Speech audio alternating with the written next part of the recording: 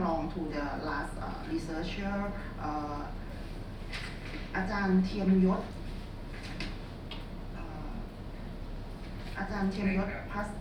พัสวรรณโนนะคะ This paper number 53 a development of web-based instruction using self-directed learning to enhance English reading comprehension for undergraduate students. If อาจารย์เทียมยศ ready, please present.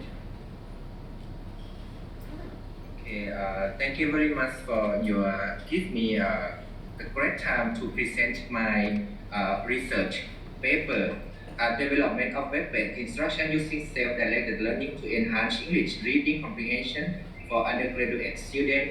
We have the teamwork of the three persons of the Mr. Thiamyot Asawano from Ratchamongkol University of Technology ธัญบุรี แล้วก็จันเวศนาขิน from Royal University of Phnom Penh and ณัฐกร ประพาน from ราชภัฏจันเกษมราชภัฏ University Bangkok Thailand ครับ I have the content for present today is introduction, literature review, methodology and result. The introduction is a new technology for information and communication have become significant instrument that can be develop new interests to capabilities among people at the present time. Students need to inquisitive and use their imagination to discover subject. They not only need to get information but also understand how to why things work. Objective of these studies to develop of the web-based instruction for teaching English reading comprehension for undergraduate students depends on E1/E2 ATAT efficiency criteria as subsequently defined. And the second is compare the achievement test before and after learning English reading comprehension through the web-based instruction. And the last objective is find the student satisfaction with the learning English comprehension. The research hypothesis, the value of efficiency achieved with the developed web-based instruction using self-directed learning to enhance English reading comprehension of undergraduate students meet at the E1, E2, ATAT, the criteria. The students have high level of learning achievement through web-based instruction, and students have the certified with the learning at the high level. The literature review, I have a short brief to research about the web-based instruction, the reading comprehension and self-directed learning. The methodologies. The research design for this experiment model, the researcher carry out of the study on population and sample groups applying pre-test and post-test. One group pre-test post-test design. Same the table on the screen. The population and sample is all undergraduate students who were in academic year 2022 at the Royal University of Phnom Penh, Cambodia. The researcher employed purposive random sampling which consists 30 first-year students who took English course in the second semester of the year 2022. In this classroom, the criteria using the select the sample size consists of readiness of computer hardware, internet, and student learning process in which individual take the initiative without the help of the others. The research instruments create the web-based instruction to enhance English comprehension. The lesson through web-based instruction, the opinion questionnaire for the expert concerning the development of web-based instructions, the achievement test, undergraduate student, we have pre-test and post-test achievement test.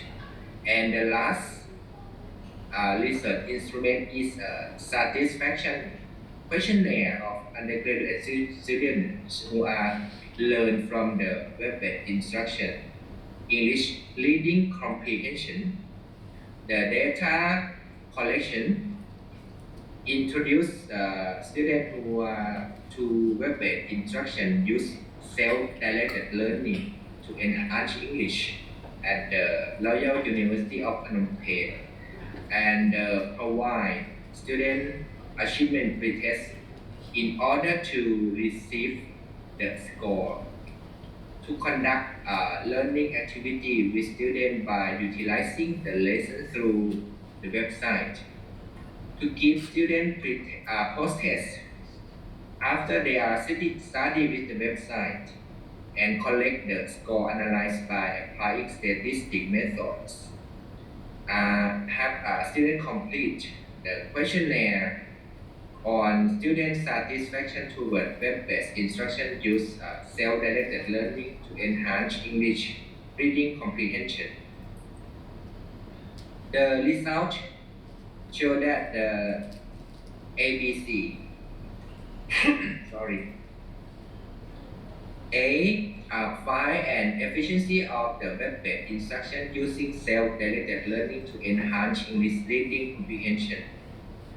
Can simply impress your audience and added unified sync and appeal to your presenter. And B. I will show the section A first. The section A find the efficiency of web-based instruction using self-directed learning. Table 1. The average mean score of ongoing score was 82.83 and the mean score of the post-test was 81.53, which indicate substantial improvement upon the web-based instruction for English reading comprehension of undergraduate students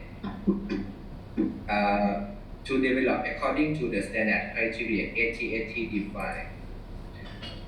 Section B compare the average score of the achievement test before and after learning English reading comprehension of web-based instruction through the website that I have created.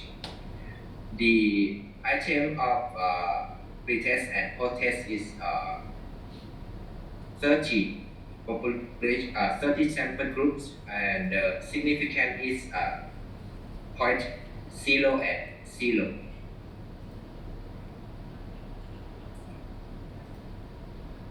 The table 2 is present the efficiency of development of web-based instruction comprehension of undergraduate students. The mean score of the pretest was 1860 and the score standard deviation was 4.74. The result also apply the web-based instruction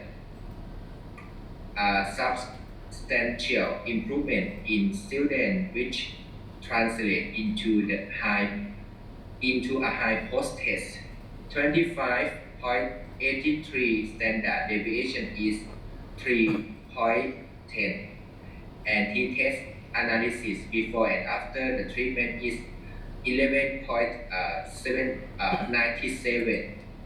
The section C analyze the satisfaction score of undergraduate students who learn English reading comprehension. The result of the evaluation of the student satisfaction, most of the results are strongly agree with the learning topics. The content were very interesting. The learning contents are appropriate for student grade level. The web-based usage For example, they strongly agree with the interactive function between user and instructional content is effective. User manual clearly descriptive how to use web-based instructions. Most of the strongly agree. Based on the table 3 is the mean score range between 4.2 and 4.8, which between average it mean to high score. The web-based instruction is easy to use. The lowest mean score is 4.20 was the item is interactive function between user and instructional content is effective. To summarize this English reading comprehension through web-based instruction is show that they have very good satisfaction. The evaluation from the expert, they have the evaluation consists of the issue by the Department of Curriculum and Instructions Development. Adapt for use in this study, a 5-point rating scale is utilized in these sections. Opinion is criteria rating is identified and illustrated in the table. The technique, the screen design, instructional design are most very good, and the middle opinion is good. Most of opinion from the expert, they give evaluation most very good. So the discussion for our research and analyze of web-based instruction value of efficiency 80/80. The result revealed that the value of efficiency of E1 and E2 of these experiments with several students relate with the good mark. Number 3 of the researchers in the reference conduct a study of web-based instruction too, same as our topic. The communication between the bachelor degree student and the results show that the value of efficiency is 80/81. In addition, the study on courseware development on the research method in educational technology through web-based instruction relate with Jirasa number 7 of researcher is demonstrate that efficiency of E1 and E2. The result was 80/80. The section B, comparison of learning achievement test of English reading comprehension. The results show that the student had the highest score in learning achievement test at the significant 0.05 learning with web-based instruction. Produce effective result. Learning content with the tool was appropriate. Relate with the researcher to the Chalermgate number 4 researcher in the reference present at the learning achievement of students who learn with web-based instruction was higher than significant at the level 0.05. And the section C, the last for the present of the satisfaction toward learning English reading comprehension through the web-based instructions. In this experiment, it has found that students have high satisfaction toward learning English comprehension. The student is study perceived learning through web-based instruction with a high satisfaction because they were able to access the web-based from anywhere and at any time to benefit from the proceeding through the web-based and their own page. Moreover, their learning speed would be adjusted from the accordance with their learning ability.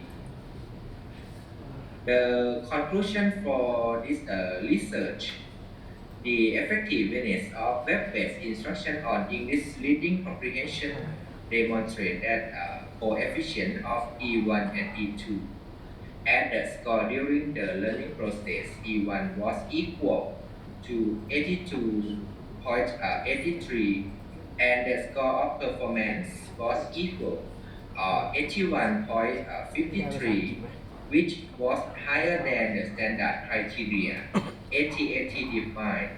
It clearly showed that the web-based instruction using self-directed learning to enhance English reading comprehension of undergraduate students had equate efficiency for teaching. The result of student learning achievement received self-directed learning comprehension of the undergraduate student illustrate that student score post-test were higher than that the pre-test at the significant 0.05.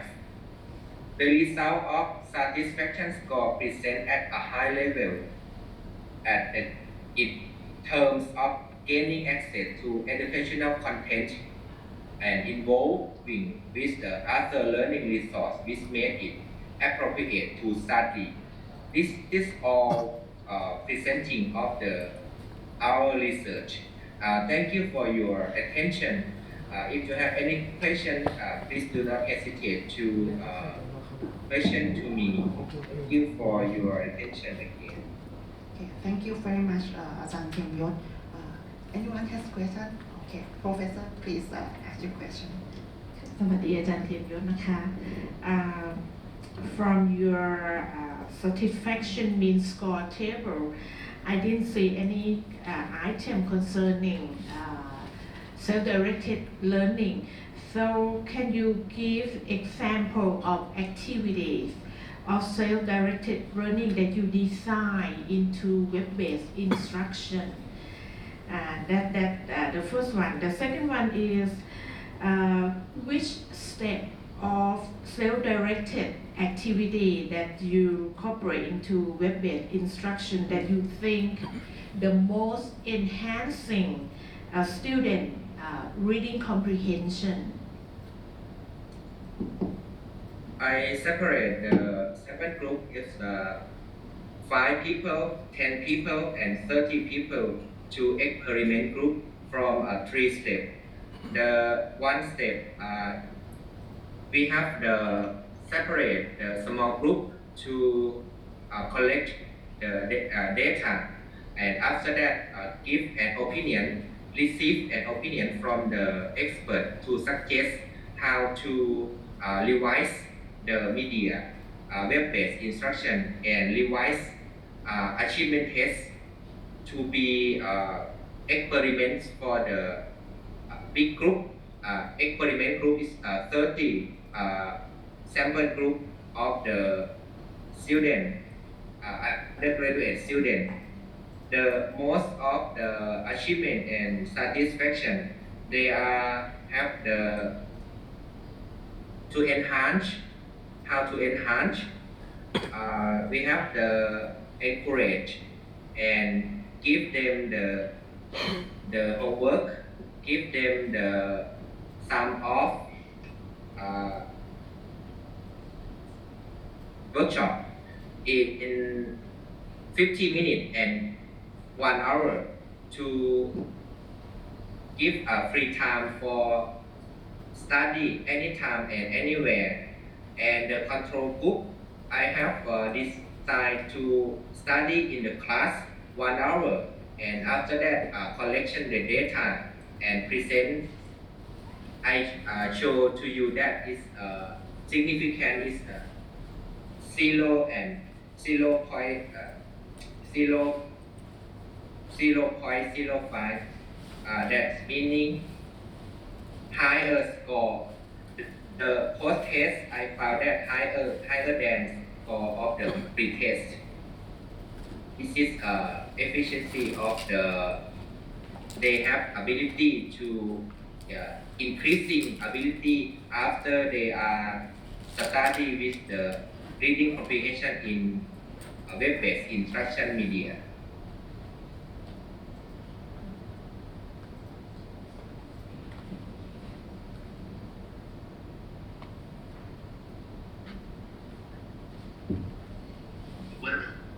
Okay, อาจารย์เทียนยศokay, do you want to show something? No. No anything. Okay.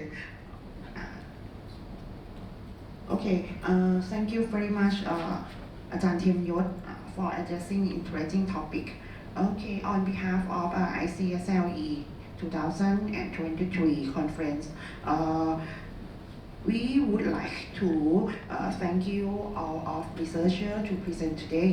And right now we have a break outside. Thank you very much again for everyone. Thank you. Okay, we finish this session.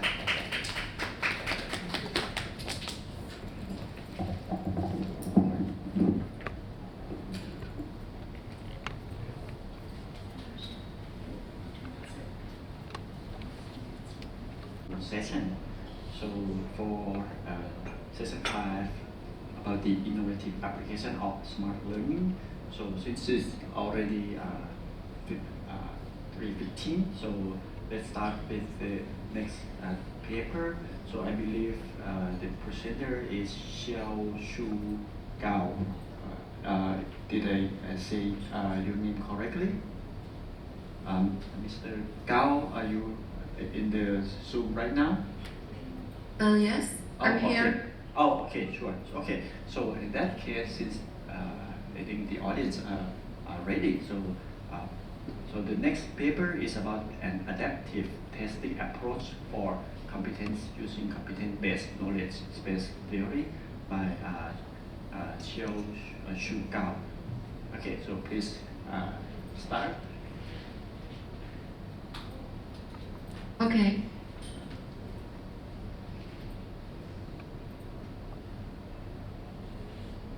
Good afternoon, everyone.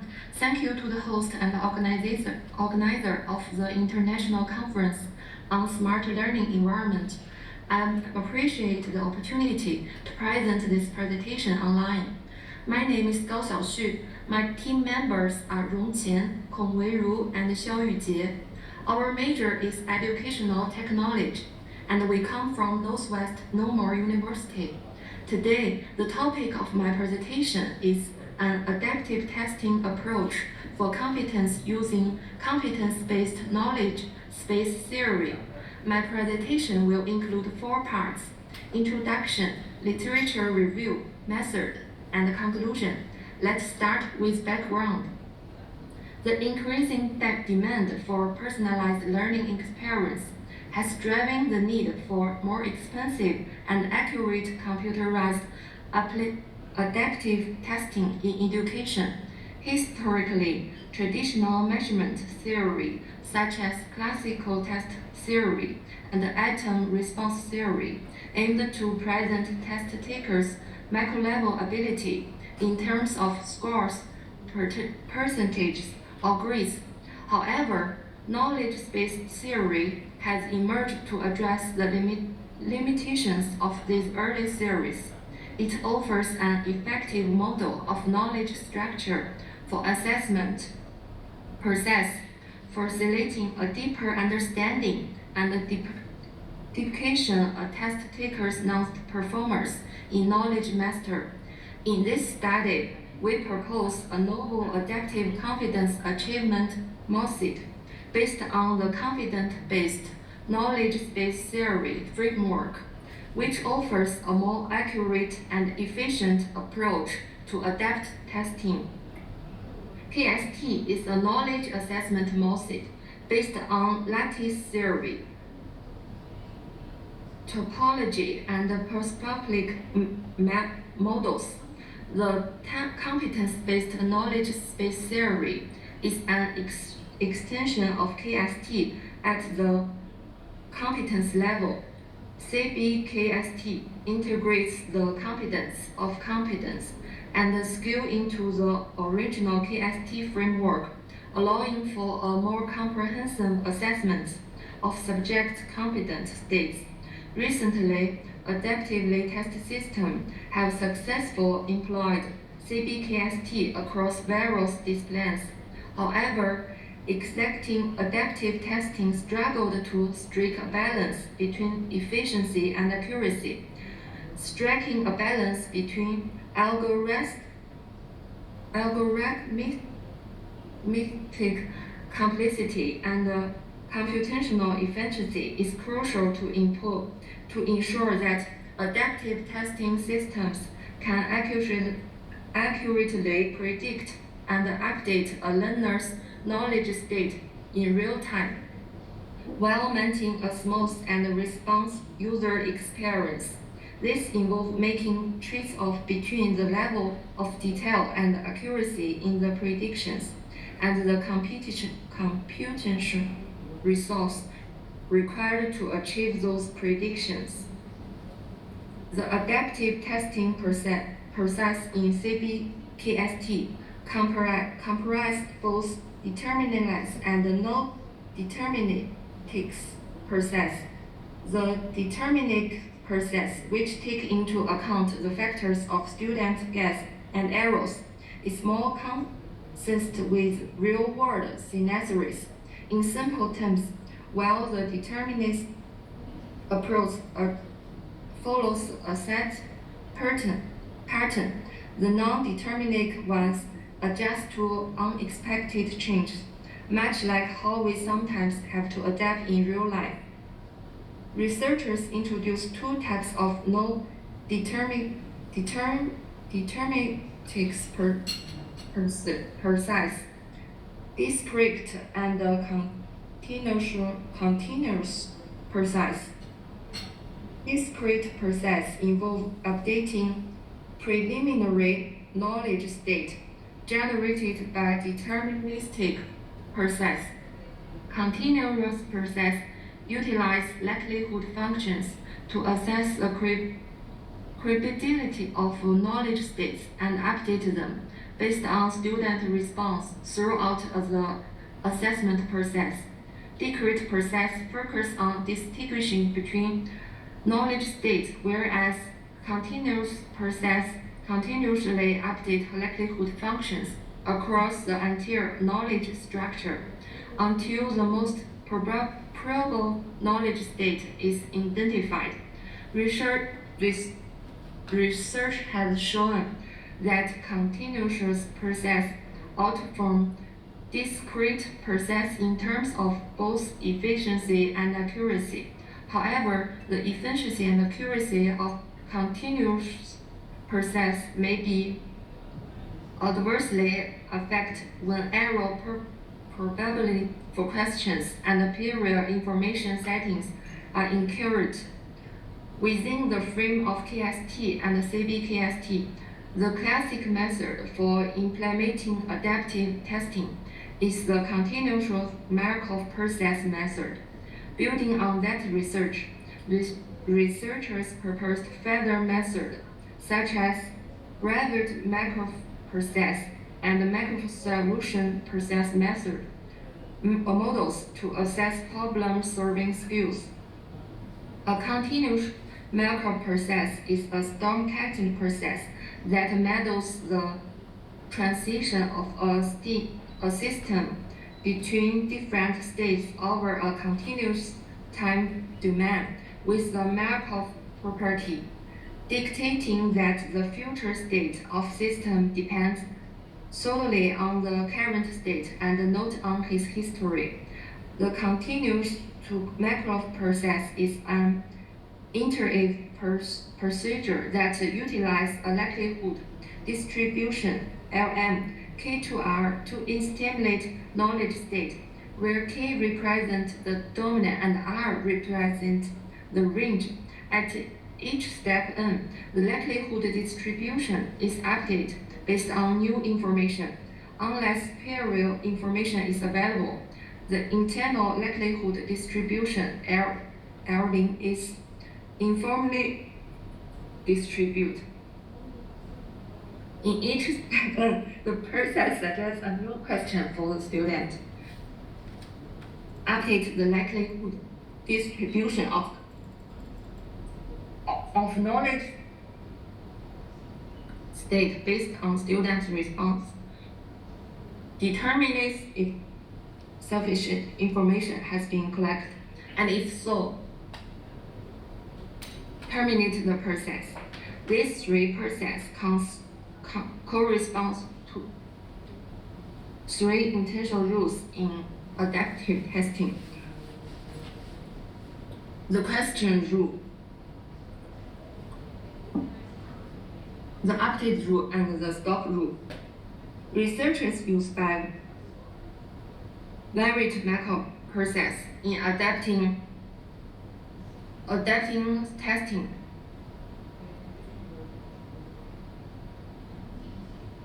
They tried this method on real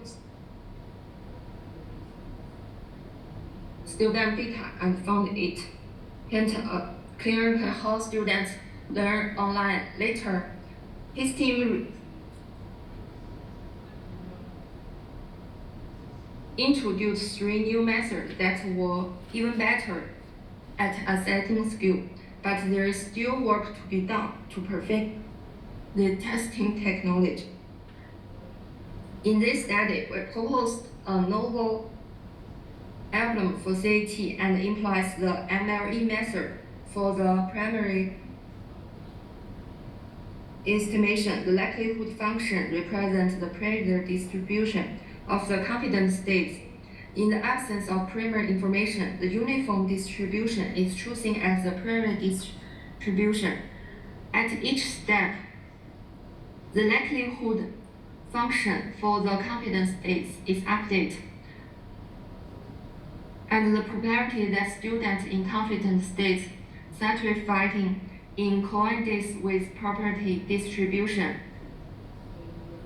At each step, n greater than 0, the question rule adopts the half-speed rule to choose the most informative question. KQs is a set of all states consequting in atom Q. The half-split rule aims to select the question that divided the current knowledge state space, thereby marginalizing the information gained from the learner's response. The select question marginalizes the absolute difference, which implies that under the current extreme competence state, the likelihood of a student answering the question correctly is equal to the likelihood answering incorrectly. The student will proceed to answer the selection question based on the student's response to the question Q. The updated rule determines the likelihood function using Bayes system. While updating the likelihood function, overfitting may occur. For example, relying too heavily on individual student response. The insurer can generally be addressed through regularization technologies or smoothing method. Laplace smoothing is a widely used technique in probability estimation, especially in the context of natural language processing, and in this study,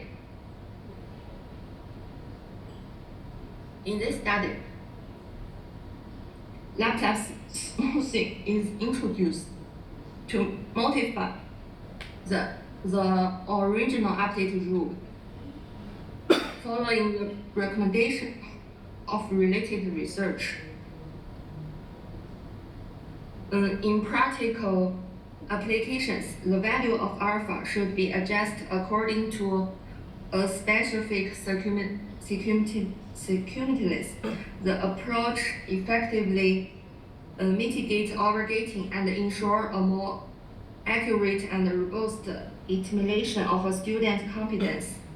Exiting stop rules generally involves stopping the diagnostic process when max login C belongs to C is satisfied. In this study, we adapt to stopping diagnostic process. We adapt to employ a stop rule to based on information interpret to enhance efficiency and accuracy. Information entropy measures the center of a probability distribution, and by setting an entropy threshold, the evolution accuracy can be improved while maintaining accuracy. When the threshold is low, the testing time is shorter, but accuracy is still ensured. When the threshold is high, the testing time is longer and accuracy is further increased.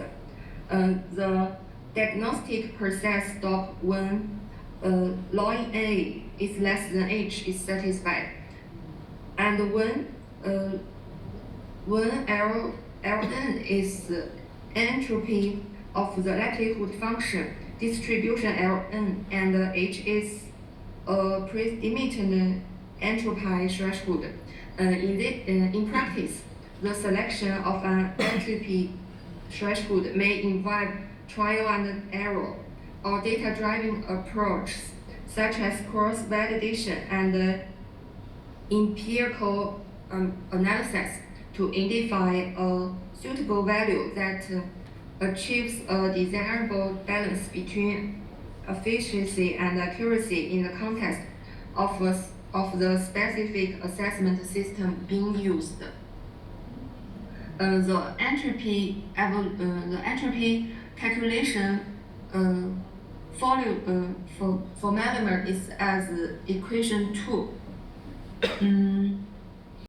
By dropping this information entropy-based termination rule, the proposed algorithm strike a balance between efficiency and accuracy in the adaptive testing process, thereby enhancing the overall performance of the intelligent tutoring system. In conclusion, please let me sum up the main points. Our adaptive competence assessment method offers a novel and effective approach based on the competence-based, knowledge-based theory, and integrating MLE, a half-speed question selection rule, and an information entropy-based termination rule. This could have implications for intelligent tutoring systems and competence-based assessment that aim to improve accuracy and enhance effectiveness. There are still some issues and shortcomings in this research, and I sincerely invite our teachers to criticize and provide valuable suggestions. That's all. Thank you for listening. Okay, so thank you for presentation.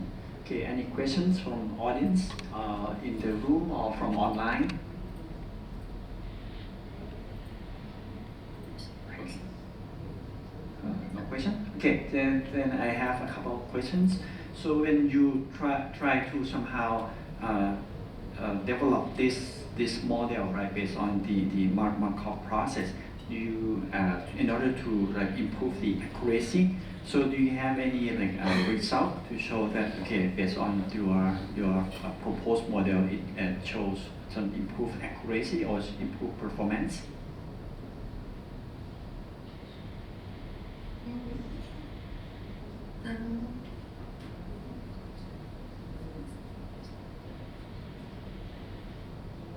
Did you hear my question? Oh, sir. No, it's not. You just say I can't catch it.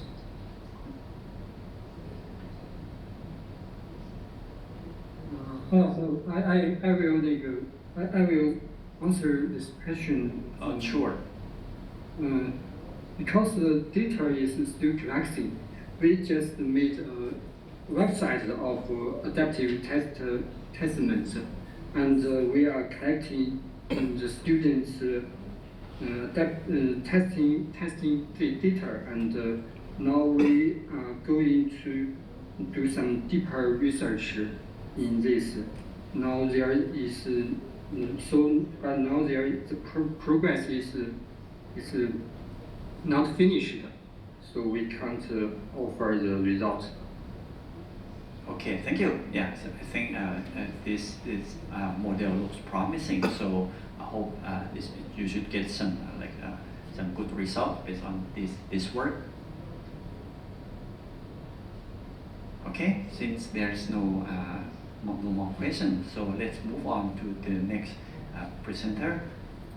Okay, so the next paper is about the influence of university support and online learning tools on learning outcomes to increase student satisfaction with online learning.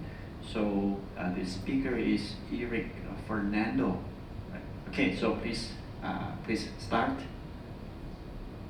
Yeah, so my name is Desmond Hidayat, and I will be representing Mr. Eric, who couldn't attend. Okay, sure. So let me share my screen. Hold on.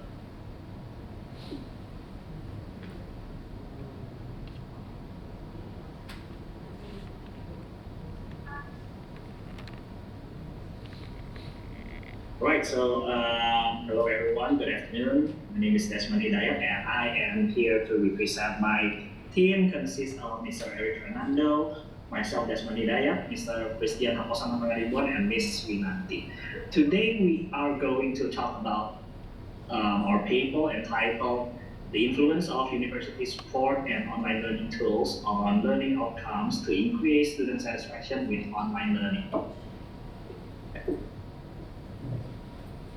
So the agenda is to talk about the introduction, the hypothesis development, research methods, analysis results, and conclusion. Let's start from the introduction part. So higher education institutions were forced to adjust to the sudden change to online and distance learning to facilitate the delivery of smooth and sustainable teaching and learning online as a result of these circumstances.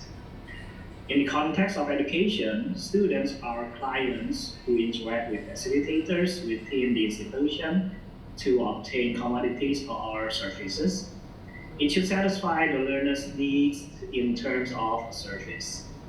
Ensuring students are satisfied has become crucial to the provider's existence. All service industries prioritize measuring and managing service quality to keep customers and maximize lifetime value. Previous studies have verified that learning outcomes influence satisfaction of the students. A lot of factors have been utilized in the recent studies to explore the impact of learning outcomes on e-learning satisfaction. Furthermore, university support and learning tools can affect student satisfaction. To evaluate a student university quality, which will turn into satisfied users, prospective students look at a variety of factors, including its faculty, teaching, quality of support, and infrastructure. So the result of previous studies are thus inconsistent. Hence, we seek to answer the research question, are university support, online learning tools, and learning outcomes related to student satisfaction? In addition, we extend previous research by examining how university support and online learning tools interact with learning outcomes. In addition, we model perceived learning outcomes as a mediator in the relationship between university support, online learning tools, and student satisfaction. So here are the hypotheses. We talk about the relationship between university support to student satisfaction. Which from the previous studies, it said that university support is even more critical for the students in the online learning environment, and it can be related to many things such as clear guidelines and technological support from the university. Having a good university support can make the student more engaged, increasing student satisfaction and willingness to learn, and in the end, student performance. So our first hypothesis, university support positively and significantly affect student satisfaction. Our second hypothesis is related with the relationship between online learning tools and student satisfaction. The right online learning tools can help the students' online coursework and may increase overall student satisfaction. Online learning tools such as hardware, software program, and features that are easy to access and enhance the learning experience for the students. So our hypothesis too is online learning tools positively and significantly affect student satisfaction. Our third hypothesis, relationship between perceived learning outcomes to student satisfaction. Learning outcomes are one of the critical factors that should be considered to increase student satisfaction. Having good learning outcome means that students will learn a lot from the course, which is essential, especially when they learn online. Therefore, our hypothesis 3 is perceived learning outcomes positively and significantly affect student satisfaction. Then the relationship between university support to perceived learning outcomes. Previous study has shown that university support is essential in optimizing students' perceived learning outcomes. However, there is also another study that proved university support did not have a significant effect on perceived learning outcome. Therefore, to clear this inconsistency, we derive the following our fourth hypothesis, which is university support positively and significantly affects perceived learning outcomes. And then the last one, the relationship between online learning tools to perceived learning outcomes. Online learning tools are essential for good learning outcomes. When students use good online learning tools, they feel they are progressing toward their learning goals. In the online learning environment, both variables are noteworthy and highly related. Therefore, our fifth hypothesis, online learning tools positively and significantly affect perceived learning outcomes. On the right side, you can see this is our proposed model for our research. And then here are the analysis of the result. On the left side, you can see the demographic profile of the respondent. And then on the right side, you can see the result of validity and reliability of the test, which shows that all the variables are valid and reliable. Here's the research method. The study explored with quantitative investigation. From the population of this study is the students in Indonesia who use technological devices in the learning process. This study uses 19 indicators with 5 constructs to form the proposed research model. Each indicator is used as a survey instrument using a Likert scale with 6-point Likert scale from strongly disagree to strongly agree. This study used an online survey using Google Forms with the result of 570 respondents, which are valid and in accordance with the provisions. And then we did the analysis by using Smart PLS3 software. So here are the models, the results of the models. The R square is 0.715, which means that 71.5% variables can be related with the outcomes, which indicate that this research model is quite good. And because online learning tools and university support of variables affect the level of student satisfaction in using e-learning. Furthermore, the second R square value is 0.360. This result indicated that the online learning tools and university support variables have little influence on the perceived of learning outcomes variable, and the perceived of value of learning outcomes on student satisfaction also have little influence. You can see all the results on table 4, which shows that all our hypotheses were supported. And then the conclusion, the result of the study shows that student satisfaction in online learning using e-learning media is influenced by university support, online learning tools, and perceived learning outcomes. These findings show that the role of the university in providing support in preparing for the development of online learning by optimizing online learning tools can increase satisfaction. Online learning tools are easily available and useful to support good and appropriate courses, so it can increase its involvement in the two-way learning process and achieve the learning outcomes that students need in learning. Thus, a good online learning system will increase learning readiness and encourage collaboration and interaction so that learning satisfaction increases and can boost the achievement of learning outcomes. In addition, universities can improve knowledge and skills in a more interactive way. Good and structured online learning system support is needed to encourage readiness and collaboration. These findings also contribute to the development of online learning, especially with regards to effort to increase student satisfaction in online learning. Future research can study new variables related to AI technology in online learning. And that is all for our presentation. Thank you for listening. Okay, so thank you for the presentation. So any questions from audience in this room or from online?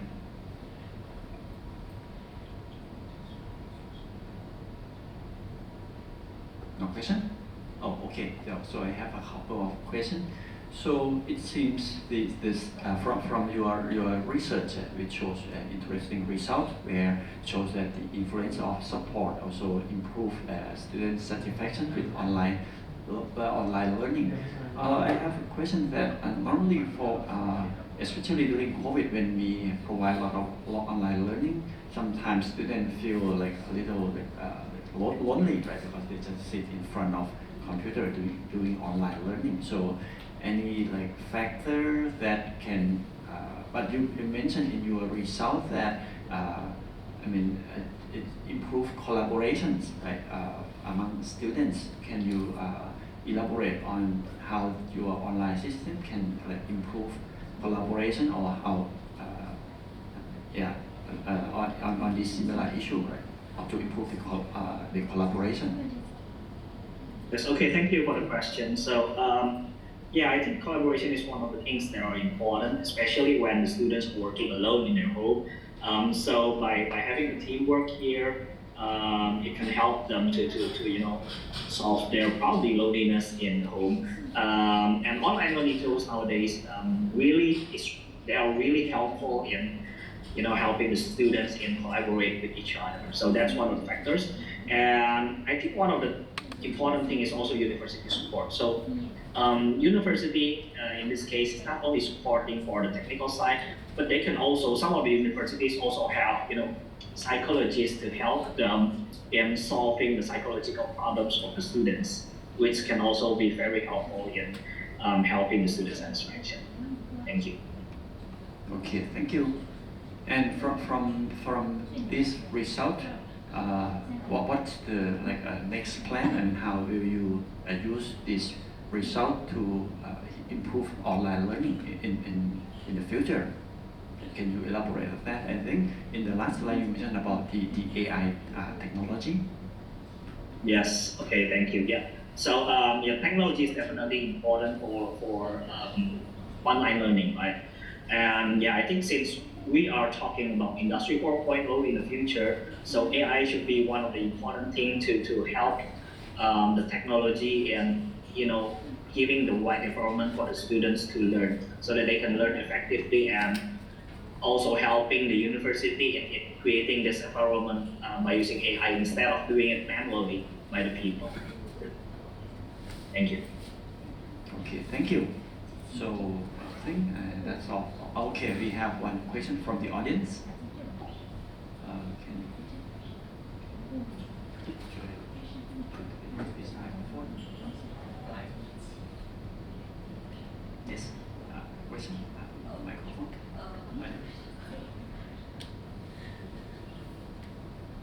Hello. Thank you for your presentation. It was very interesting. Currently in our university, we're shifting to a new kind of online learning tool. And so what I've noticed is that students are not really willing to learn the ways of the new online learning tool. So do you have any suggestions on what possible aspects we could focus on so that students are more willing to embrace online learning tools?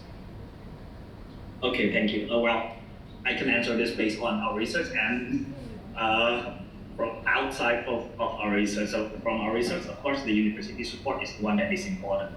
So university should create this a very simple thing so that students can start learning online like in a very simple way before getting into a very complicated one. So yeah, the university should support all of them. But from outside of our research, I often research about gamified system, and I think gamification is also one of the interesting way where we can attract the students to start learning things and start doing things, especially the online network. Hope that helps. Thank you. Thank you. Okay, thank you.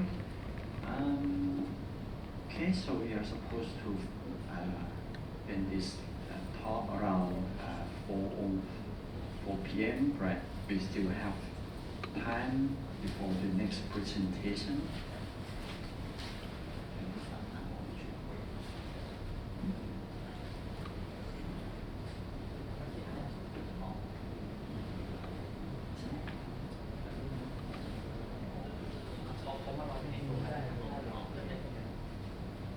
Okay, so thank you for presentation. So we can move on to the next talk, right? So the next talk is about the factors that are driving Vietnamese university students' self-determination theory in a smart learning environment, SLE, right? So for the speaker,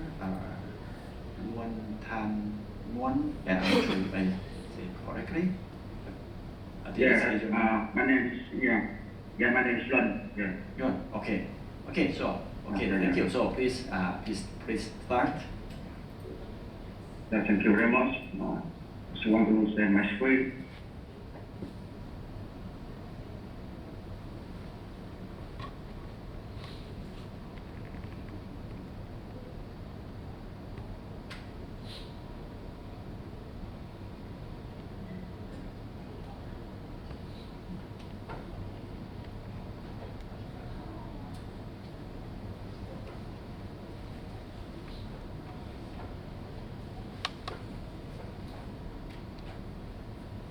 So, good afternoon, Jeffrey and all the audience.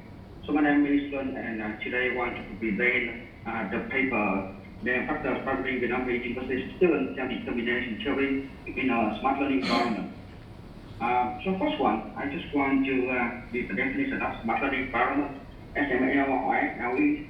So, as you know, SML are technologically advanced classroom environment that leverages the integration of technology to enhance teaching and learning experience. For example, the instructor can give the lesson virtually and give the online assignment to students. They also give mark and announce the mark to the student, and the student can engage in the online activity or doing the assignment at the same time. Moreover, SML also facilitates the correction or the correction between the teacher and parent, and also allow the school administrator to check the school calendar as well and announce the information to everybody. So it means SML can improve teacher capability and increase the student engagement far beyond the possibility of traditional classroom. For the next slide, you can see the smart learning environment of my university. They use the Moodle for giving the online learning activity. So you see this Moodle. For the background of the study, as you know, even after an era of SML in higher education, many teachers are still using only a minimum of its affordances. A lot of teachers and a lot of students just use the SML or the smart learning environment just a place to put the slide or just put the studying material, and they don't use most of the affordance from the SML to improve the teaching or improve the learning outcome. Moreover, even though there is an increase in use of XML, however, there is no widespread evidence of transformation in pedagogic practice. Most of the syllabus from the XML just build on the face-to-face classroom, and they don't transform, they don't use the high tech in order to improve the learning outcome or the objective of the for the students studying, and that leads to the disappointment of the students when they study learning online.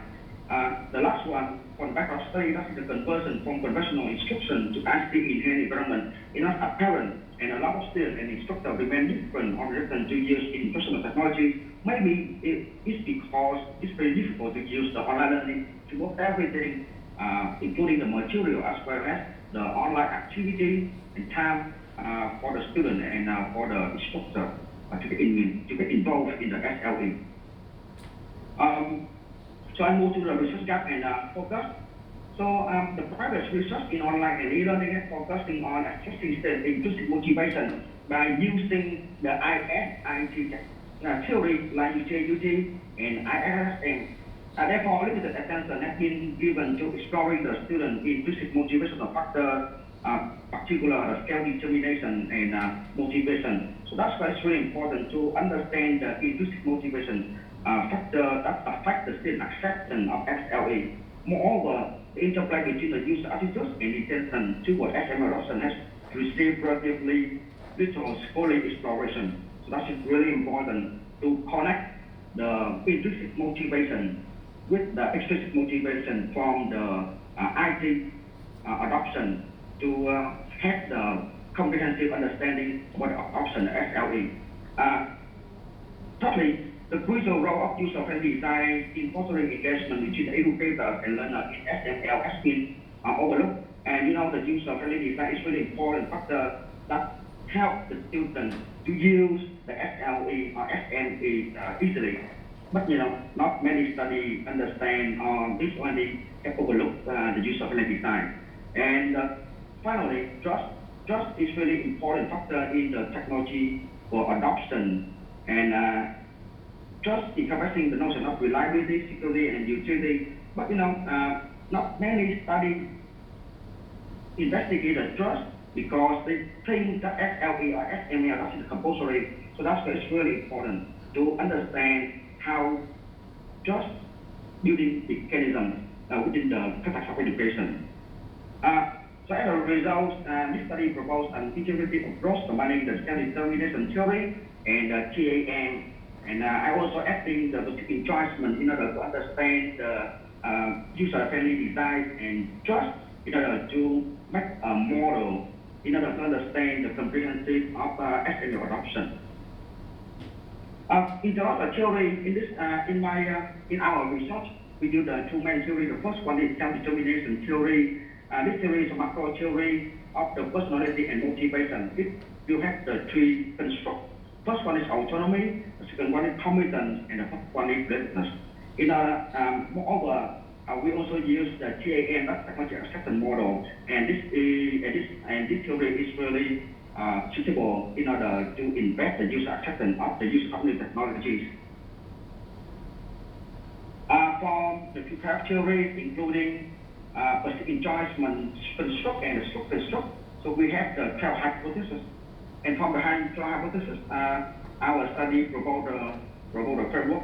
So we also have the hypothesis over there. And then we will collect the data. We collect data through the online survey by the Google Forms. And there's our research results. The first one, I just want to describe the respondent characteristic. So as you know, most of the respondents are female with 65.1%. And most of the ones are junior students with 63.4%, and they also have experience using the SML more than 2 years. The frequency of using SML from time to 10 times per school. The content used SML is mostly in the language study, and the remaining is for studying in other courses, like logistics courses, international business courses. And most of the respondents use SML in the university. Some in the center in Vietnam also use SML for deliver the English lesson virtually, and most of the respondents believe that SML is really good for the online learning. And then we check the method model assessment. The method model assessment will be assessed through the three criteria. The first one, which is internal consistency by the chromo alpha, compatibility, and differential law. All of the three criteria must be bigger than 0.7. For the convertibility, we provide the AVE, which is bigger than 0.5, and loading also bigger than 0.7. For the discriminant validity, we extend by using the FTMT 0.85. For the structural model assessment, just only 3 hypotheses among the 12 hypotheses not supported by the PLOA bigger than 0.05 and is smaller than 1.96. For the implication, so this study has the several theoretical implications. This study also expand knowledge on literature by enhancing understanding of complex motivation factors in mass learning environment, emphasizing the role of self-determination in explaining autonomy, competence, and readiness in investigate acceptance of SLE in terms of from the perspective. Moreover, this study also provides a comprehensive study about intrinsic and extrinsic motivation by integrating the self-determination theory and the technology assessment model. Thirdly, this study also highlights the part of the role of trust in student engagement and SLE acceptance, contributing to technology adoption knowledge and trust-building mechanism. And finally, this study also examines the intricate interplay between the usefulness of view enjoyment and autonomy, competence, realism in SLE adoption dynamics. From the managerial implication, we have several mandatory indications for the educator when they apply the SLE or SML. The first one, this study plays the promotion of autonomy is very important by designing SLE environment empowering students with autonomy for heightened motivation, engagement, and acceptance. Moreover, this study also proposed that educators should foster international connection by cultivating camaraderie and interaction within SLE to enhance student care of presence and participation. This means, when they study and when they connect to each other, they can discuss and they give the learning outcome from other students is really good by studying by other, not only from the teacher but also from other students. Moreover, the SLE must highlight the possible utility by emphasizing the SLE usefulness in improving learning outcomes and aligning with academic objectives for enhanced solutions and users. And finally, trust is really important. And the educator must establish transparent focus, security protocol, and effective communication to foster trust, encouraging sustained system acceptance.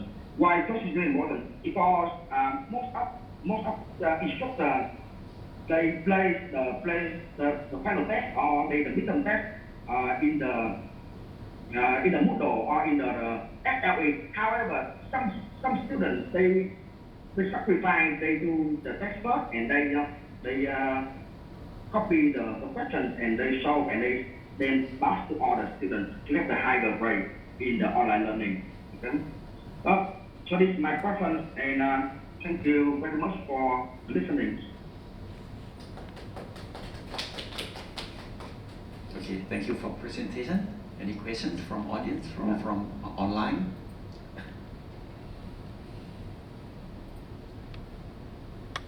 No? Okay, I have a couple of questions. So from the paper, you mentioned about the factors which drive the SDT in the smart learning environment. So could you please summarize again what factors that from your study that impact the self determination theory from your study? Yeah, so from the SDT, so the autonomy and the readiness is very important factor that affect the adoption of the SLE in Vietnam. So as you know, before the COVID-19 pandemic, online learning is not really famous or popular in Vietnam because the Vietnamese education, they don't believe that the learning environment, online learning will provide the best way or provide the learning outcome or the objective to the student. However, after the COVID-19 pandemic, they changed their mind and they allow a lot of course from the international university and domestic and public university can provide the online learning. So just only 2 years, and Vietnam government has accepted the online learning as a best way to improve the learning for everybody. And the autonomy means that everybody can have the self-control for studying online learning whatever they want and every place. However, the technology acceptance, this means the technology certificate of the student or of the learner is not really good. And if educator provide the software that is very difficult to use, they will discourage the learner to apply or to study online. Okay, thank you. And another question. So in your slide, you mentioned about the test subject, which are I think the freshman, the sophomore, and junior and senior, right? So from your study, are there any difference among the groups of the test subjects that you to collect the data? Yeah. So I went to some university, located in Ho Chi Minh City, and because now different years we have a different idea or different attitude about the learning environment. So that's why now I divide. So I go to for the first year student, I ask them about how they think, and they can feel as a respondent for my study, and they make a comparison. So honestly, most of the 4-year students, this means that they have the 2 years studying online. They think that the learning online or using the smart learning environment is really good for them because they can study everywhere they want. And that makes my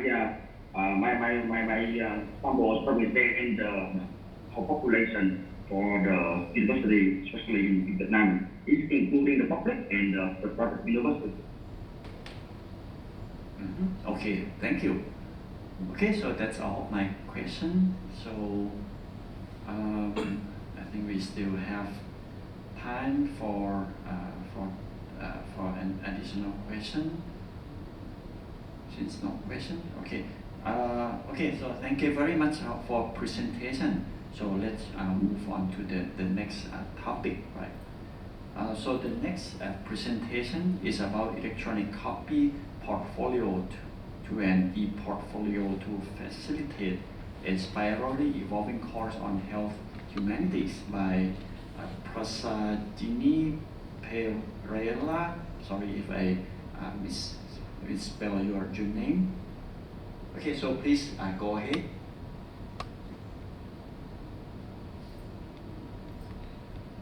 Hi, good afternoon.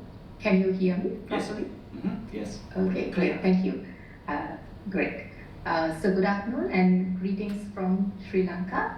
I'm yes, and you pronounce my name perfectly. So I'm Prasadini Pereira. I'm attached to the Department of Pharmacy at the Faculty of Allied Health Sciences at the University of Peradeniya in Sri Lanka.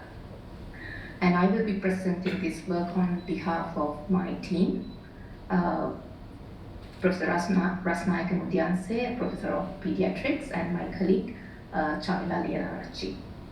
And what we did was we developed a course on health humanities for students following the Bachelor of Pharmacy degree at the Faculty of Allied Health Sciences at the University of Peradeniya. And this was a new course that we developed for students to develop competencies and skills as humanists. And one of the major things, the major learning component consisted of students having to make reflective portfolio entries throughout the course. And initially, at the start of the course, the portfolio that we asked them to write their reflections were based on a electronic or soft copy format in MS Word. And then later on, we moved them around. During mid-course, we moved them to a smart learning environment, which is the e-portfolio. And I thank the organizers for giving me the opportunity to present our experiences related to switching from an electronic copy portfolio to a smart learning environment which is the e-portfolio. And I will be sharing what we learned through this process. Okay, so before I start off, I wanted to give you a little bit of background on how the Bachelor of Pharmacy course is structured. So this is a 4-year degree program, and each academic year we have 2 semesters. And the Health Humanities course was introduced in the 2nd year in the 1st semester. And as I mentioned before, the objective of the Health Humanities course was to foster advocates of humanism. And because this was a new course, we introduced this in the 2021 curriculum revision. This was introduced as a 1 credit compulsory, but a non-GPA course. So at the end of the 1st semester of the 2nd year, students are evaluated based on their portfolio entries. So predominantly around 80% of the weightage of their marks comes from the course, comes basically on their reflective portfolio writing entries.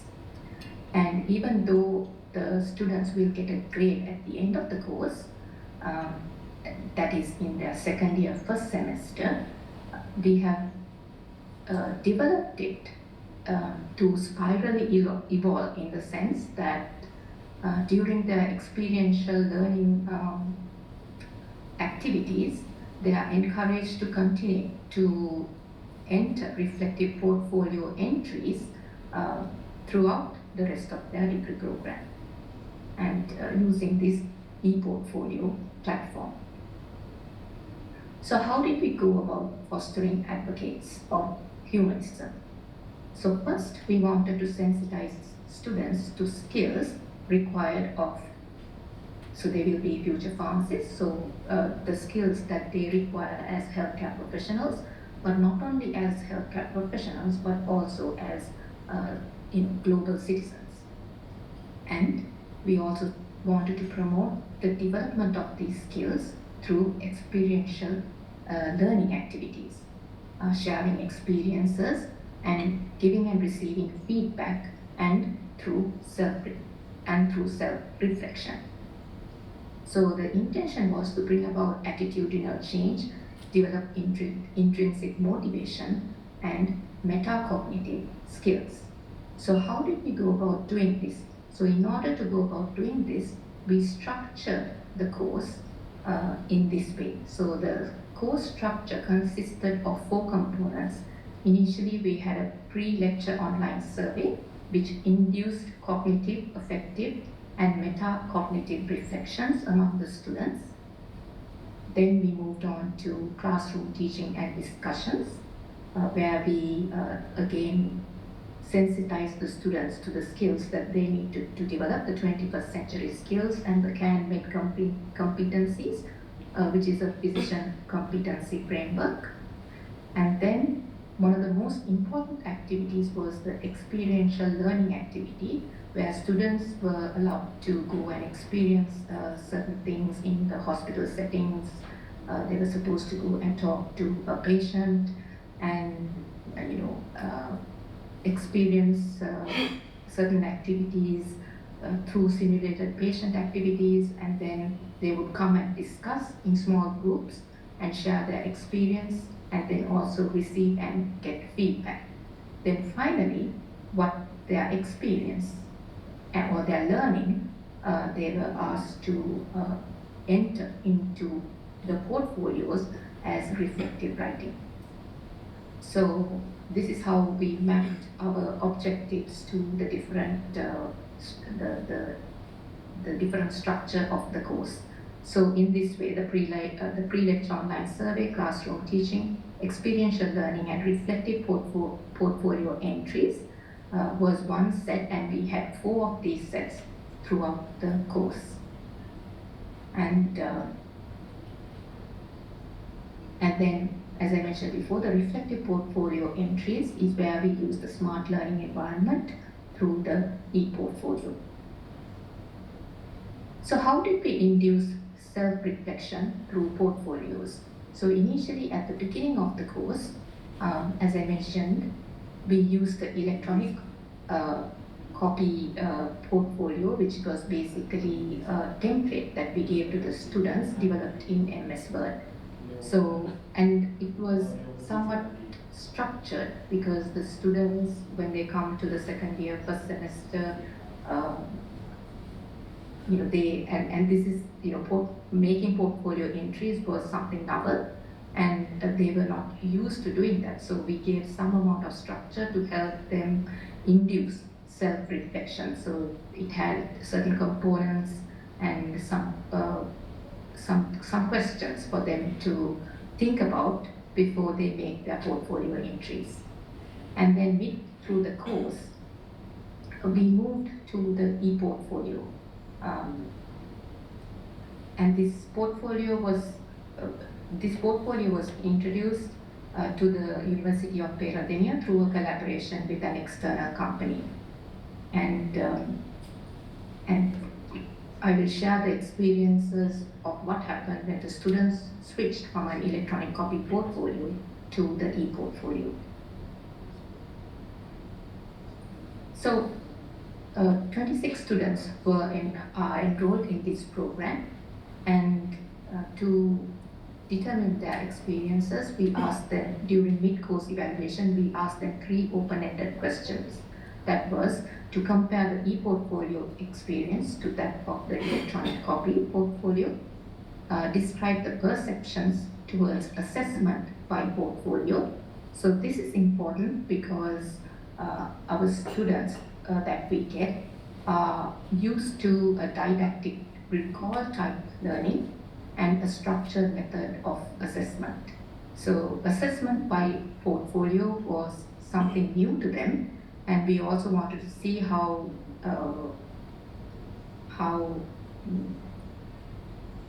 responsive they were to this type of new assessment.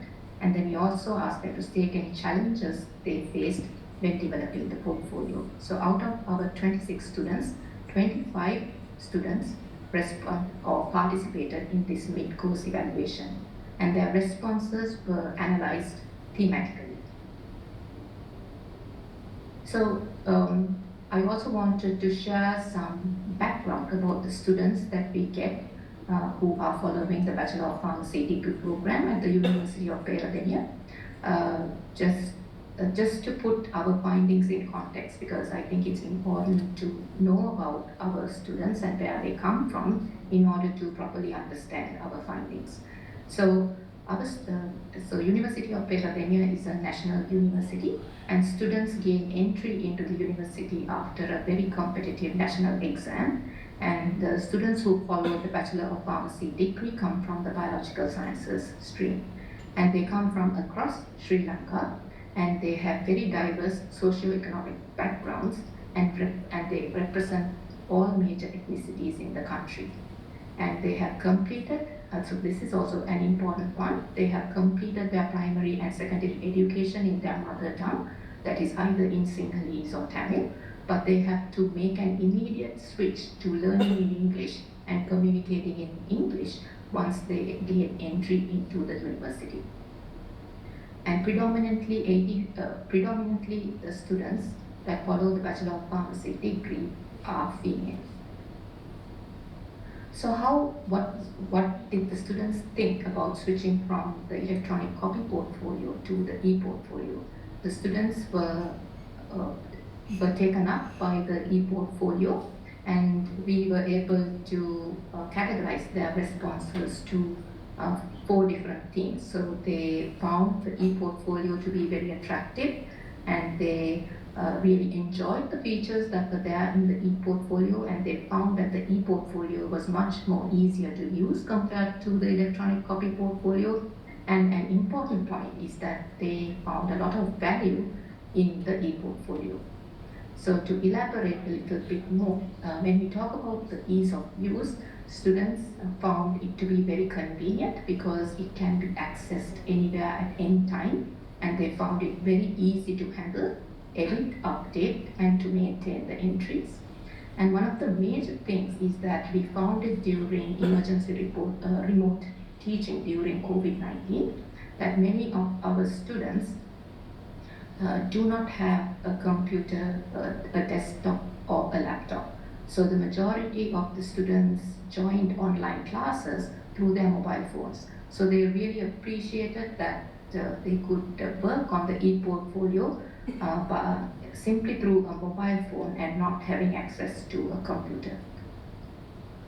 And they were happy that they were able to make attractive entries into the portfolio. Some of the words that they used to describe the e-portfolio is that it was modern. They found it to be professional, neat, tidy, nice, effective, and they were able to make showcases of their activities. And they really enjoyed using and including videos and images. And one of the other major things that they liked is for their ability to connect and share ideas and experiences with their friends. They were able to tap their skills, and they could also customize what the others can view in their portfolios. And as I mentioned before, so the value component is something really important for the students. They perceived having an e-portfolio as something that they can maintain over time, and they can even have after graduation, and they can utilize it as a CV and also use it to seek future job opportunities. And compared to the electronic copy, they found that the possibility of information loss is also minimal when it comes to the e-portfolio, and they found it valuable to build connections and for networking opportunities as well. Remember I mentioned that although the Health Humanities course, we grade the students at the end of the second year, first semester, but we have developed the course in a way that it spirally evolves during the rest of their study program as well. So this is important. The value component is really important here because it will motivate the students to continue to develop and maintain their e-portfolio. So what are some of the things that students said that the e-portfolio facilitated greater engagement and motivation? So in terms of engagement, some of the things that students said was it was more successful in giving my activity experiences. So the e-portfolio was more successful than the electronic copy in showcasing their activities and experience, and also for sharing ideas, experience, and opinions with friends and others. And they were motivated because they can access it anywhere, which encouraged them to work on this course, unlike the electronic copy where they had to have access to a laptop or a desktop. And the attractive interface increased their desire to update the portfolio as well. Then one of the concerns that we had was, yes, we are having the e-portfolio, but how would the students view the assessment by portfolio for the course on Health Humanities? And surprisingly, or maybe not surprisingly, we found that students took up towards the idea of assessment by portfolio as well. So some of the reasons that they mentioned is that exams are not practical for this module as it is heavily attached with emotions. Then they said that it's good that there are no exams as humanism cannot be limited to an exam. And because each one's experiences are different, using an e-portfolio is, as an assessment by e-portfolio is a good thing. But having said that, there were also certain challenges that the students faced in developing and maintaining a portfolio. One of the major things was, as I mentioned previously, students have to make an immediate switch from their mother tongue to the English language. So concerns with English proficiency and potential disadvantages during assessment was one of the challenges. So to overcome this challenge, the university provides intensive English language training prior to the start of their academic program. And up until 2 years, English language training is compulsory throughout their first 2 years of study.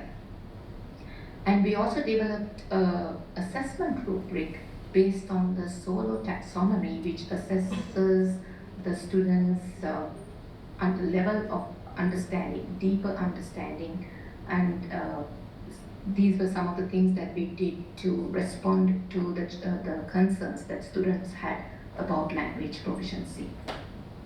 And then another thing was novelty. Students were not used to developing reflective portfolio entries, so they found it difficult to create entries, and they had challenges with creativity associated with the novelty. But over time, we found that students also improved their entries because we gave them feedback, and portfolio writing was initiated by initially providing a structured template which included things they need to think about when they are reflecting about their learning.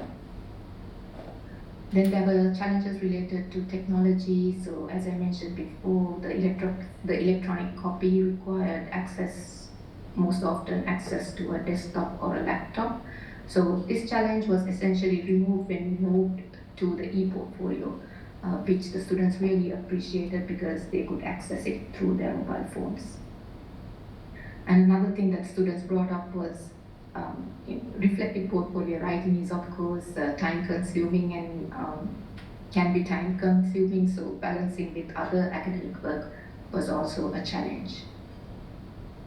But in summary, I would say that switching to e-portfolio motivated the students to develop and maintain a portfolio, and they particularly appreciated accessibility through their mobile phones and the dynamic and attractive interface. Then the features of the e-portfolio and ease of use motivated them to develop and maintain the e-portfolio. And a value of the e-portfolio was something that the students really appreciated because they perceived it as something they can do to build a professional profile which can help with their career advancement opportunities. So at the end of the day, some challenges were overcome while others were mitigated due to enhanced motivation due to the smart learning environment. So the challenge that was overcome was students no longer needed to have access to a laptop or a desktop computer. Then other challenges like the language proficiency and things like that, they were mitigated to an extent because of enhanced motivation through the smart learning environment.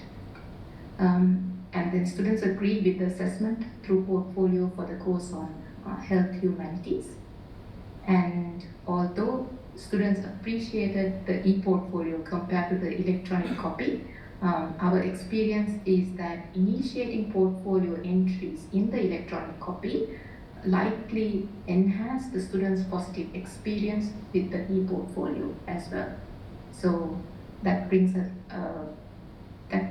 to the end of our experience of the smart learning environment in a health-related field, where we try to inculcate certain skills that students in the health field need to have when they are dealing with patients.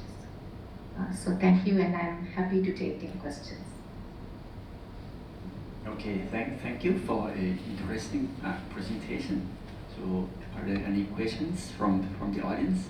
Yes, one audience has a question.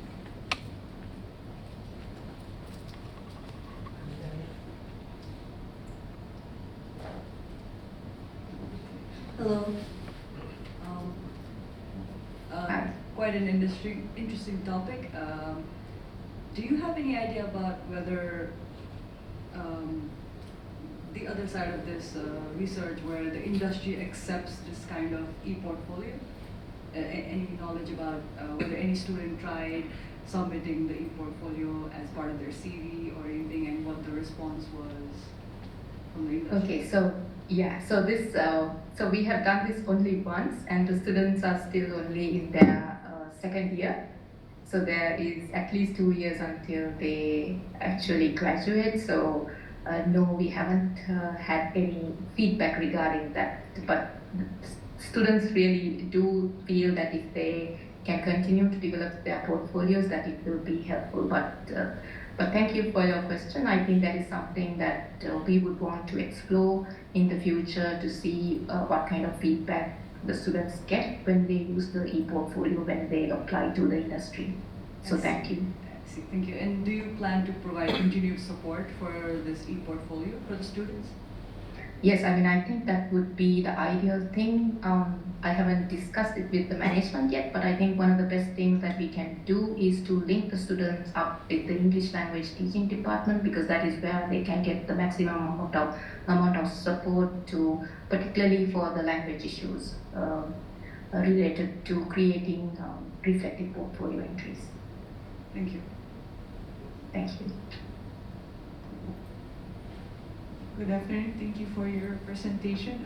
I'm Faye from AIT, and I would just like to ask, in the portfolio, will you what will be reflected in their portfolio? Will it be their actual grade, or will it be the skill that they learn?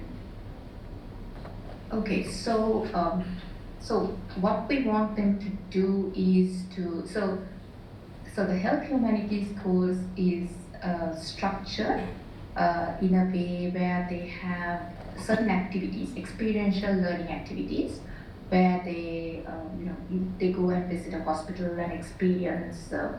So we give them what they need to do and things like that, and then talking to patients. So after those specific types of activities, they're supposed to come back to the classroom, and then we have small group discussions. And in those small group discussions, students share their experience, and they give feedback to others, and they also receive feedback, and they're supposed to go back and reflect on what they learned, how they can improve. So this is all part of developing humanism, or the skills like tolerance, resilience, whatever that is needed for healthcare professionals. And so those are their portfolio entries, and we evaluate them based on evaluation of portfolios is also quite a challenge. So the method that we have adopted is to using the solo taxonomy, which looks at in a stepwise manner the students' understanding of concepts and whether they are able to relate to certain things, so with deeper understanding. So we evaluate their entries based on that solo taxonomy. I don't know if I answered your question. Thank you. Okay, so thank you for the questions. So yeah, I think this one looks interesting. So I have one question. So in this case, it seems you plan to introduce this portfolio to students in health, right? So how do you measure the success of this e-portfolio, whether from students' perspective or from the instructor perspective? Yes. So, I mean, that's a really good question, and it's something that we have thought about, and that is certainly something that we intend to do in the future. Right now it's about getting feedback from students as well as the teachers. So we have a lot of people involved in this because we need facilitators for small group discussions. So feedback from students, feedback from teachers is what we have done so far. But I think we should go into a more in-depth evaluation of what are some of the most tangible things, outcomes that we can achieve through introducing the portfolio. So that will be work in progress. Okay, sure. Thanks. Thank you. Thank you for that presentation. So, so the next speaker, the topic is the emerging technologies and applications of intelligent learning for sustainable societies in Yunnan, China. So the speaker is Yu Cheng. Yes. Okay. already here. Yeah, Okay. สวัสดีครับ สวัส ส ดี วัส ครั ดี บ ครับ Okay, please Greetings from start. Kunming. Greetings. Yeah, may I start? Okay. I'm gonna share my screen.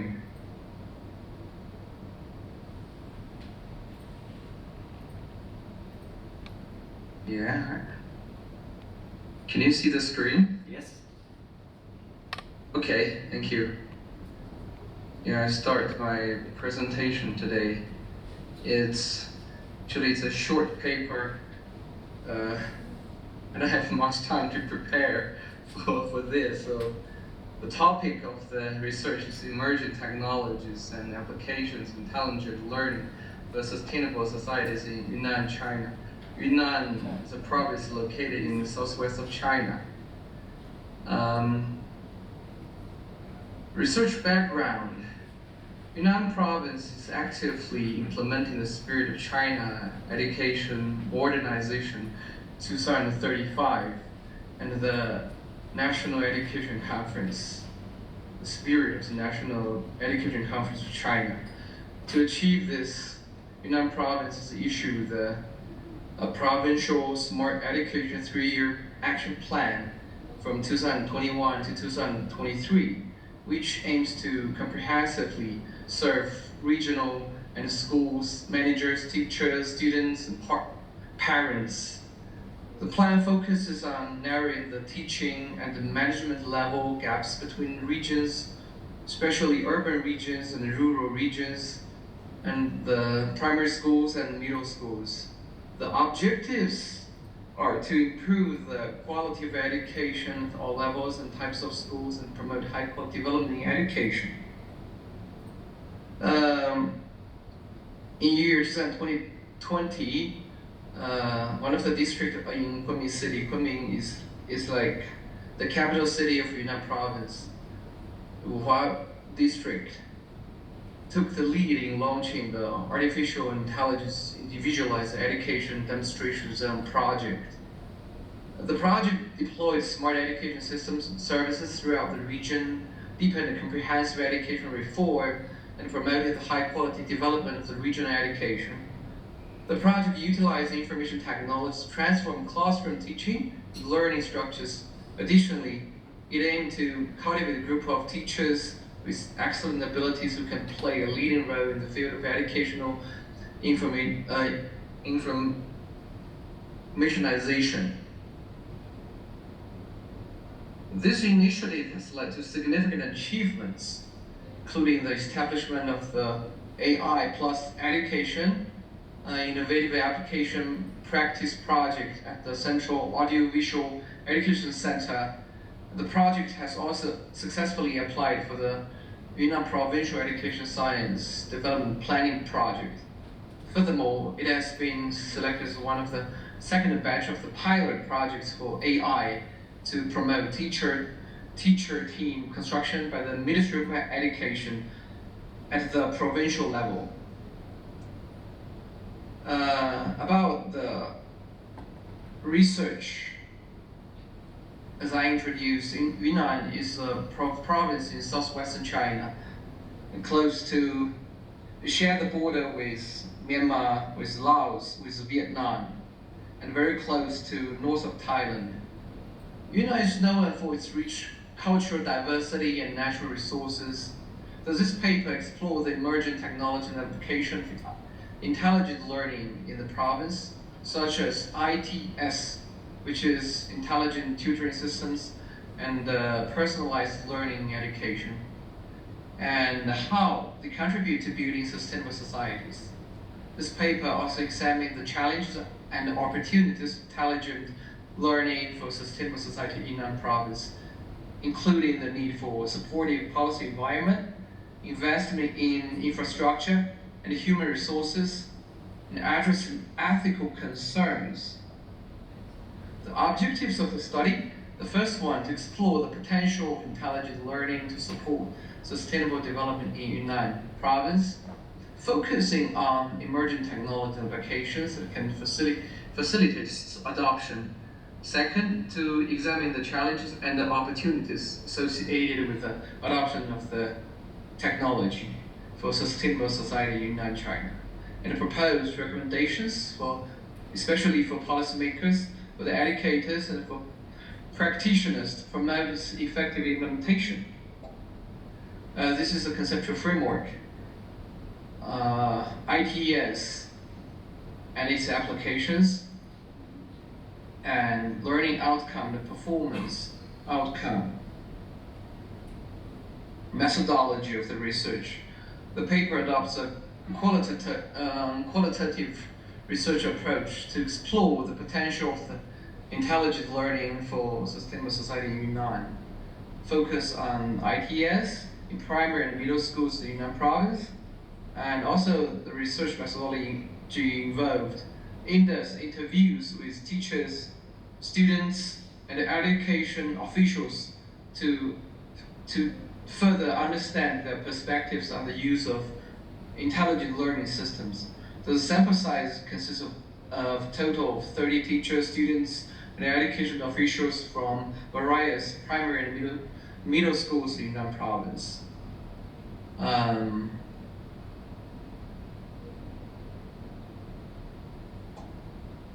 This is the pictures which were taken during the interview.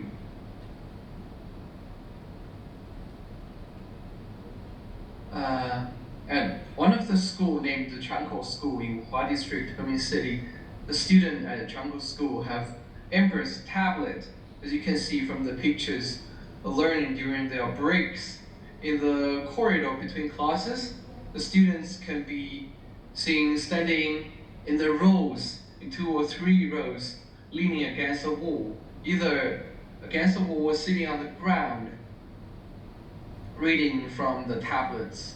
To ensure minimum interference, some students voluntarily use this time to practice English.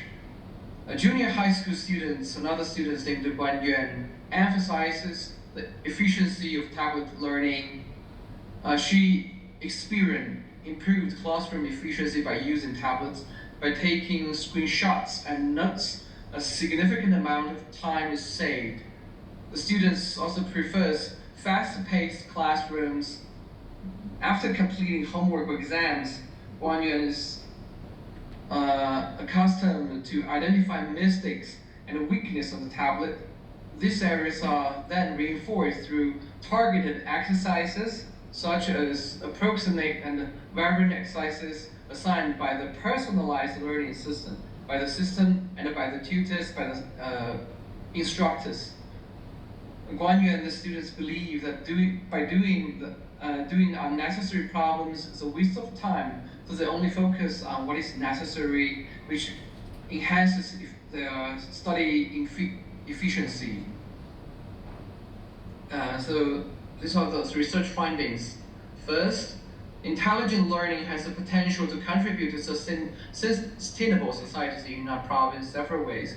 First, intelligent learning systems provide personalized learning experiences for students, which can improve their learning outcomes and reduce the achievement gap. Second, intelligent learning systems can reduce the workload of the teachers by automating tasks such as grading the papers and providing feedback on students' performance.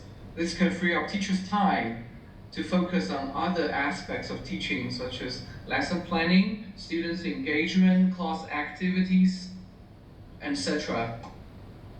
Second, by using ITS, teachers, especially in rural schools in remote areas in our province, can provide students with personalized instruction and support and standardized instruction according to the Ministry of Education, Provincial Ministry of Education, even when they are unable to provide one-on-one attention. The ITS system can also track students' progress and provide detailed feedback to teachers, enabling them to identify areas where students are struggling and adjust their instruction accordingly.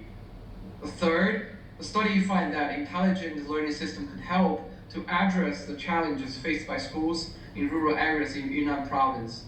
These schools often have limited resources and struggle to attract and retain qualified teachers because these are common problems in China too. Intelligent learning system can provide access to high-quality educational resources and the support for students regardless of their location.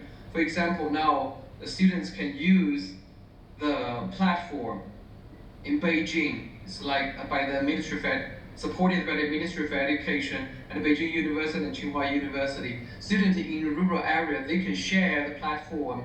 They can have the online courses and instruction by the teachers in Beijing, capital of China. The fourth, while intelligent learning technology have the potential to contribute to building sustainable societies, there are also challenges need to be addressed. One of the main challenges is the need for supportive policies by the government and encourage the development and implementation of technology. This includes policies and that promote innovation, investment, especially in infrastructure and HR, human resources, and address ethical concerns such as data privacy and security. So these are recommendations from the research. The first one, adequate training for teachers. Teachers need to receive adequate trainings on the use of the system to ensure that they can effectively integrate them into their teaching practices. Second, customization of the system. The intelligent learning system should be customized to meet the specific needs of each school and classroom. This will ensure that they are aligned with the curriculum and the learning objectives of the students. Third, integration with traditional teaching methods. The intelligent learning system should be integrated with traditional teaching method to create a blended learning environment that maximizes learning outcomes. This will also ensure students receive a well-rounded education. Fourth, regular evaluation of the outcome. The outcomes of the system should be regularly evaluated to assess their effectiveness, the efficiency, improving students' learning outcomes. This will help to identify any areas that require improvement and guide future development of the system. Okay, these are the challenges in China. According to the National Bureau of Statistics of China, the internet penetration rate in rural areas was only 27.5% in 2020 compared 71.6% in urban areas in 2021. So this digital divide creates significant barriers to the adoption of the intelligent learning in rural areas, in remote areas, where access to quality education is already limited. Another challenge is the lack of integration between different sectors and stakeholders. Sustainable development requires a holistic approach that integrates social, economic, and environmental perspective. To promote the adoption of intelligent learning for sustainable societies in China, it is essential to establish partnerships and collaborations between the education sector, the government, and the private sector. Last one, also opportunities. There are also significant opportunities for the adoption of intelligent learning for a sustainable society in China. For example, the Chinese government has recognized the importance of technology and innovation for sustainable development and has launched several initiatives to promote the adoption of the intelligent learning. For example, the New Generation AI Development Plan, AIDP, launched in 2017, aims to make China the world leader in AI by 2030. This is launched by the State Council of the People's Republic of China. And after the COVID-19 pandemic, the pandemic has highlighted the importance of online and distance learning, creating new opportunities for the adoption of intelligent learning in China. According to a report by iResearch Consulting Group, the online and education market in China is expected to reach RMB 543 billion, which is 83 billion in USD by 2022, up from from the US 38 billion in 2019. I think that's all of the presentation. Thank you. Thank you very much for listening.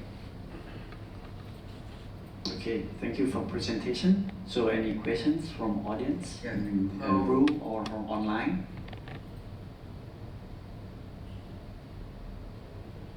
Okay, yeah. So I think I have a couple of questions. So from Yeah. your presentation, it seems you somehow there is a picture which show some devices, some the system that are deployed in the school, right? In the middle school and or to Yeah. to students and to instructors, right? So from that that deployment. I'm still quite not sure about when you say about sustainable societies in Yunnan, China. So can you elaborate more on what you mean by sustainable? It means like let's say if the government like invests a lot of money on this whole system infrastructure. So eventually, how do you clarify the term sustainable society? Now in China, the central government in China invested a lot of money in promoting the AI and the platform, especially for the education, because we know the unequal distribution of the resources. China is so big, and with 1.4 billion population, so we cannot ensure the equal distribution of resources in the China, especially in the province like Yunnan. Compared with Shanghai, Beijing, Guangzhou, those first-tier cities, the GDP of Yunnan and the development of Yunnan is comparably slow, and especially the education sector, from the remote area, the rural area, many students can get, the equal education or the opportunities for higher education. They are struggling with this. So after the development, the government policy, the government promotion, and the private sector, especially those AI company and technology companies investment in such areas, students, they have the opportunities to get the education, online education, and the standardized and qualified education through the online instructoring and online platform, which can ensure the sustainable development for the region and also for the Yunnan province. This is my understanding. Thank you. Okay, I see. Okay, thanks for your answer. Yeah. Yeah. So now I understand more, right? So by investing in the technology, so now there's children or people in Yunnan should have high level of education so that they can somehow become competent. We also hope so. We also hope this can arise government attention, especially provincial government attention and the private sector's attention to invest more in this to support the students with high qualified education. I see. So thank you. Yeah, actually, I want to share my experience in Thailand. And actually, there are some kind of initiatives to somehow to promote education in some rural area for students. But there are another problem which I think you also have as well, which is that so once students get some high education, they tend to go to work in capital city. Right? They don't go back to somehow develop. Exactly. We share the same problem. Right. So I think that's So that's at first I thought about when you say sustainable. So it means eventually that those children or students come back to their city or their area and then somehow develop their city, their area to have somehow to compete with other cities in China. But I think that should be an interesting problem. Yeah. Okay, so I think that's all of my questions. So thank you for a presentation. Any other questions from audience? Okay, this is almost 5 p.m. in Bangkok. Since no more speaker, so I think I'm gonna end the session today. So on behalf of the ICSLE 2023 conference, so I would like to thank you all presenters and the audience, both on site and online, for attending this session. So thank you and have a good day.